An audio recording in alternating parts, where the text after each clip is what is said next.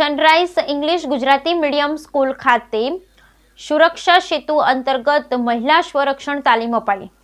Sunrise English Gujarati medium school ખાતે સુરક્ષા સેતુ અંતર્ગત મહિલા સ્વરક્ષણ તાલીમ અપાઈ હતી। છોટાઉદેપુર જિલ્લા પોલીસ અધિક્ષક ઇમ્તિયાઝ શેખના આદેશથી અને જિલ્લા નાયબ પોલીસ અધિક્ષક ધર્મેન્દ્ર રાઠોડ માર્ગદર્શન હેઠળ જાસ્મીન ચેરિટેબલ ટ્રસ્ટ વડોદરા સંચાલિત JTA sports and self defence academy દ્વારા શાળાની 200 જેટલી વિદ્યાર્થીની બહેનોને સ્વરક્ષણની તાલીમ આપવામાં આવી હતી, જેની પૂર્ણાહુતિ રૂપે જિલ્લા નાયબ પોલીસ અધિક્ષકની ઉપસ્થિતિમાં તાલીમાર્થી વિદ્યાર્થીનીઓ દ્વારા પ્રદર્શન કરવામાં આવ્યું। પ્રદર્શન બાદ તાલીમ આપનાર કોચ જાબીર હુસૈન એન મલિકનું સન્માન જિલ્લા નાયબ પોલીસ અધિક્ષક ધર્મેન્દ્ર રાઠોડ અને શાળાના એમડી ડિમ્પલબેન સોની અને આચાર્ય હેતલબેન ઉપાધ્યાય દ્વારા પ્રમાણપત્ર મોમેન્ટો આપવામાં આવ્યું। સનરાઈઝ શાળાના 2 વિદ્યાર્થીઓ હુસેન વોહરા અલ્ફેઝ આરિફાઈ રલિયાએ નેશનલ કરાટે સ્પર્ધામાં પ્રથમ ક્રમાંક મેળવ્યો અને જિલ્લાનું નામ રોશન કરેલું।